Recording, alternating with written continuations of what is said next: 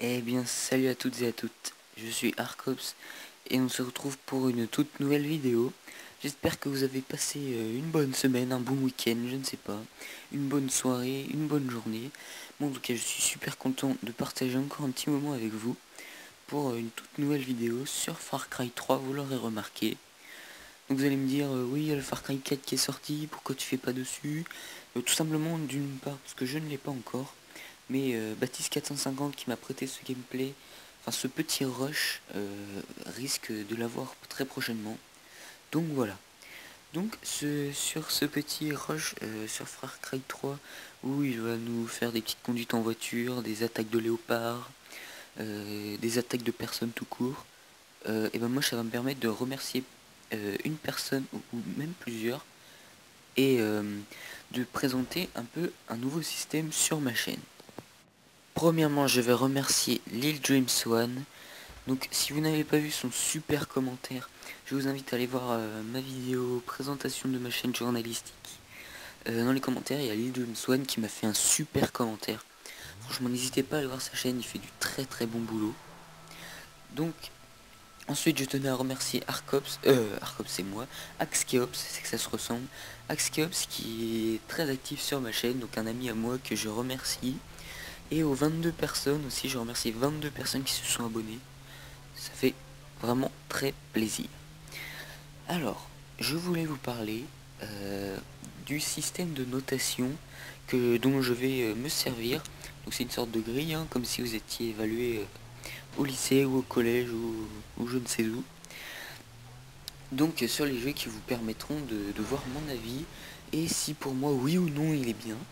Après c'est mon avis, vous n'êtes en aucun cas obligé de suivre le même avis que moi. Donc mon système de notation pour un jeu global, donc qui comprend la campagne, le multijoueur bien sûr. Mais le multijoueur je l'ai pas tellement pris en compte dans cette notation, mais j'en ai fait une à part. Donc c'est sur 5 critères, tous sur 4 points. Donc dedans je compte les graphismes. Donc pourquoi les graphismes? Alors si vous avez un super jeu qui a une super histoire, une super aventure, tout qui est super, mais que vous avez des graphismes dignes d'un dessin animé d'enfants de 3 ans, et ben ça ne sert complètement à rien je trouve. Donc c'est sur 4 points ça, et je trouve ça très très important. Et comme vous pouvez voir sur les Assassin's Creed ou Battlefield sur Next Gen, on a sérieusement une super qualité quand ça tourne en 1080p, c'est vraiment magnifique. Alors ensuite, il y a l'histoire que j'ai donc aussi mis sur 4 points, je vais pas vous le dire à chaque fois, c'est sur 4 points.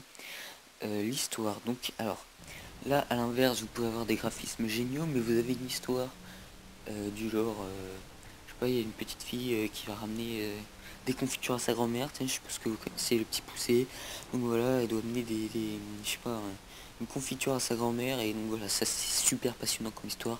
Sérieusement, au bout d'une demi-heure, je m'endors sur le jeu. Donc là, voilà du côté de l'histoire. Ensuite, au niveau de la durabilité.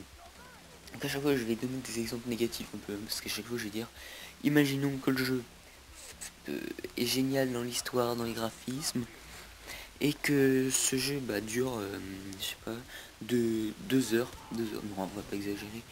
Vous avez 4 heures de jeu dessus, en campagne, et honnêtement, moi, ça me casserait les pieds de dépenser 60 euros dans un jeu voilà, qui dure 4 heures à faire. Donc voilà. Euh, et à l'inverse, on peut voir un jeu qui dure 9 heures, ou à peu près, je sais pas, je donne une limite de temps comme ça, je sais pas combien ça dure généralement, mais allez, on va dire 8-9 heures, ça peut être bien, je pense, pour un jeu à faire à peu près.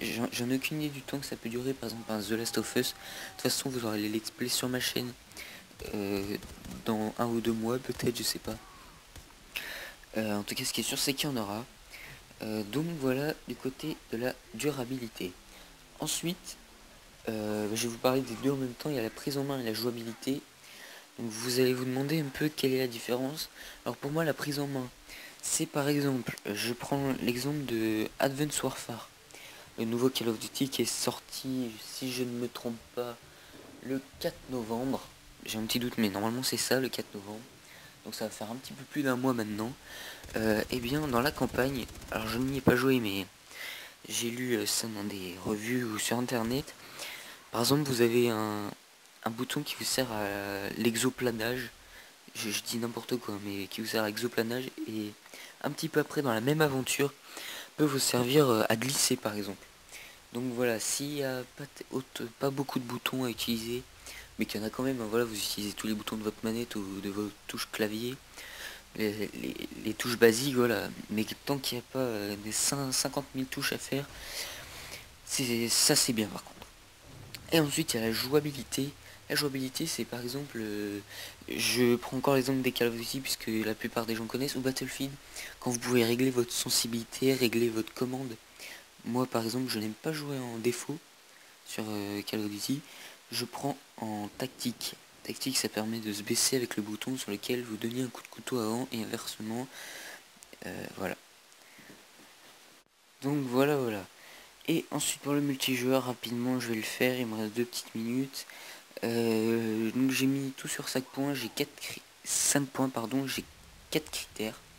Donc le choix de customisation sur 5. Donc je pense à 2-3 exemples de jeux par exemple. Assassin's Creed, vous pouvez changer les tenues de votre personnage.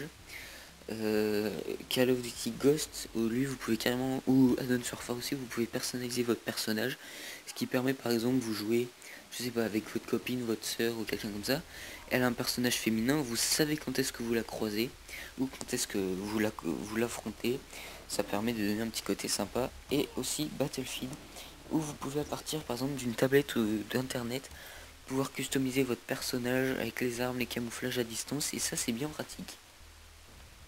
Ensuite, on retrouve la prise en main, donc je vais pas vous expliquer ce que c'est, comme dans le jeu global, et la jouabilité, et ainsi que les modes de jeu, sur 5 points aussi. Donc voilà, j'espère que la vidéo vous aura plu, n'hésitez pas à commenter, liker, partager la vidéo, ciao tout le monde.